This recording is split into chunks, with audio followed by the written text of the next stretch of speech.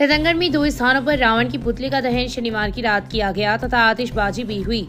रावण दहन को देखने के लिए दोनों ही स्थानों पर हजारों की संख्या में लोगों की भीड़ उमड़ी। रतनगढ़ नगर पालिका के तत्वाधान में लिंक रोड स्थित राजकीय नेहरू स्टेडियम में 50 फुट ऊंचे रावण की पुतले का दहन किया गया तथा आतिशबाजी भी हुई। पुतला दहन से पूर्व पालिका अध्यक्ष अर्चना सारस्वत एवं राम का किरदार निभा रहे कलाकार ने तीर चलाकर पुतले का दहन किया। विधायक मुसाराम गुदारा, संतोष बाबू इंदौरिया, इस मौके पर कांग्रेस नेता हेमंत सारस्वत, ईओ सहदेव चारण सहित कई पार्षद उपस्थित थे। वहीं रतनगढ़ की प्राचीन रेलवे रामलीला मैदान में भी 42 फुट ऊंचे रावण की पुतले का दहन किया गया। इस मौके पर कलाकारों द्वारा आतिशबाजी भी की गई। दोनों ही स्थानों पर रावण की पुतले का दहन देखने के लिए हजारों की संख्या में लोग एकत्रित हुए। पालिका अध्यक्ष अर्चना सारस्वत की अध्यक्षता में हुए कार्यक्रम के मुख्य अतिथि समाजसेवी विनोद कुमार डागा, विशिष्ट अतिथि जिला कांग्रेस कमेटी के अध्यक्ष इंद्राज किच्चर, समाजसेवी राधेश्याम बबेरवाल, कांग्रेस नेता हेमंत सारस्वत, रामनारायण व्यास, समाजसेवी कुणाल व्यास, महेश सिमार, वीरेंद्र बुनकर, रेलवे एडीएन देवेंद्र कुमार मीणा थे। रेलवे रामलीला कमेटी के निदेशक राजेश गहलोत ने आगंतुकों का आभार प्रकट किया तथा संचालन राकेश गहलोत व राकेश नायक ने किया। पुतले के दहन से पूर्व मैदान में रामादल व रावण दल के कलाकारों की झांकियां भी सजाई गयी।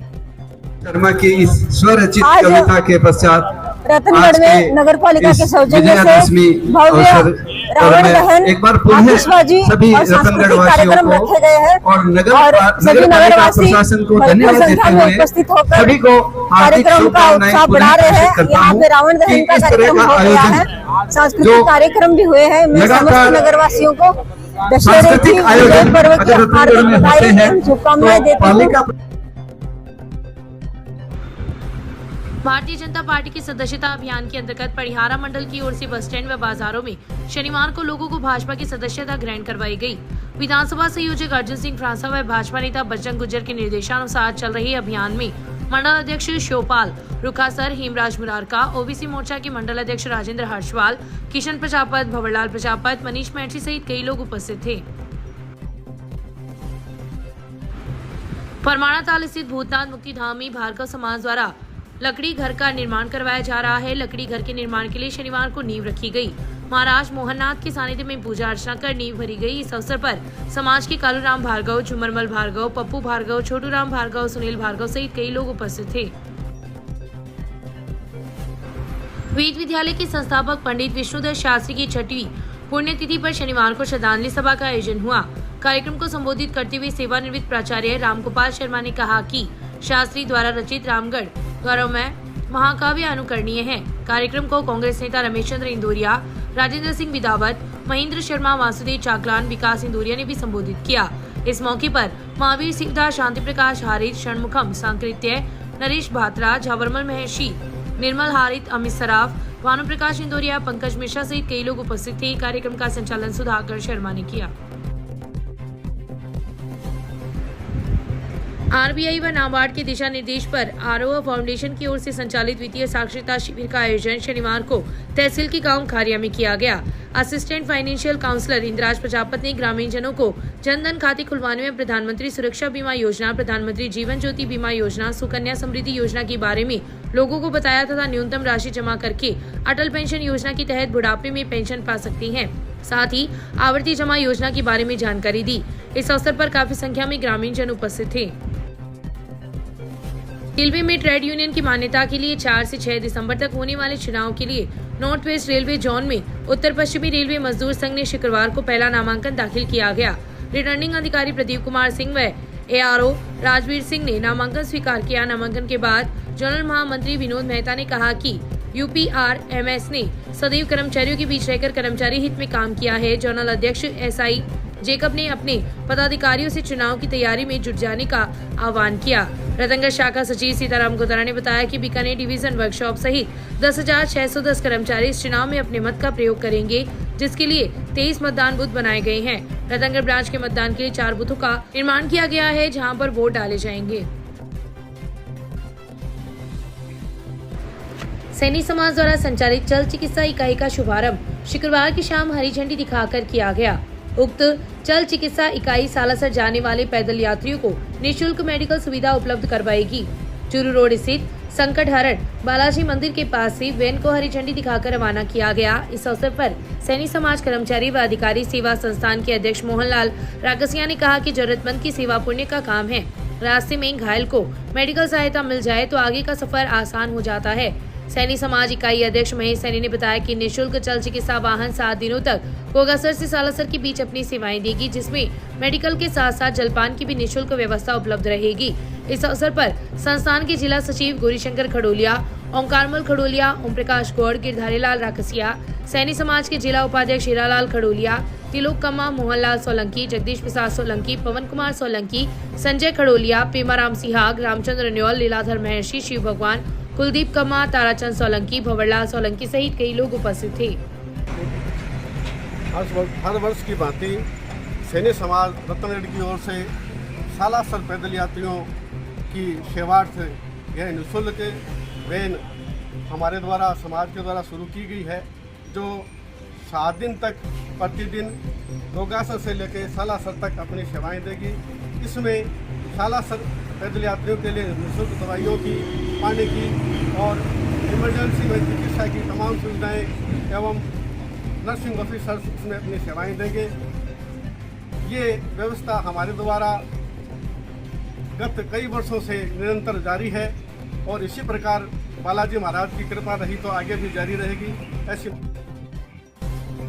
शहर के विभिन्न स्थानों पर चल रही दुर्गा पूजा महोत्सव का शुक्रवार की रात समापन हुआ तथा शनिवार को विभिन्न दुर्गा पूजा पंडालों से मां अम्बे की शोभा यात्रा निकाली गई तथा देवी की मूर्तियों का अलग अलग स्थानों पर विसर्जन किया गया। शहर के वाल्मीकि बस्ती में संतोष दास महाराज की बगीचे के पास आयोजित दुर्गा पूजा महोत्सव का समापन शनिवार को मूर्ति के विसर्जन के साथ हुआ। शोभा यात्रा का शुभारंभ नगर पालिका ईओ सहदेव चारण ने पूजा अर्चना कर किया, जो शहर के प्रमुख मार्गों से होती हुई गाँव पायली पहुंची तथा जोहड़ में मूर्ति का विसर्जन किया गया। इस मौके पर वीर प्रकाश पवार, नानूराम घुसर, परसाराम पवार, रमेश पवार, आनंद पवार, महेंद्र पवार, अमित घुसर, देवराज पवार, विजय पवार सहित कई लोग उपस्थित थे। वहीं बापूनगर में ही आयोजित दुर्गा पूजा महोत्सव का समापन शनिवार को देवी की मूर्ति के विसर्जन के साथ हुआ। शोभा यात्रा शहर के प्रमुख मार्गों से निकली। इस मौके पर गोविंदराम चावरिया, रविकांत चावरिया, रोहित कुमार, नवरत्न पेंटर, भंवरलाल सहित कई लोग उपस्थित थे। बड़ौदा बैंक, बिजली बोर्ड, शौलजी की कुई, चूरू रोड स्थित दुर्गा पूजा महोत्सव का समापन शोभा यात्रा के साथ शनिवार को हुआ। शोभा यात्रा में काफी संख्या में श्रद्धालु शामिल हुए तथा अलग अलग जोहड़ में मूर्तियों का विसर्जन किया। राजदेसर कस्बे में अंजनी माता महावीर हनुमान मंदिर में शारदीय नवरात्र के उपलक्ष्य में गुरु माता विमला देवी के सानिध्य में करणी माता दरबार सजाया गया, जिसमें पुजारी पवन तथा मोहित द्वारा सुबह शाम पूजा अर्चना कर माता के भजनों से मां करणी को रिझाया जाता है।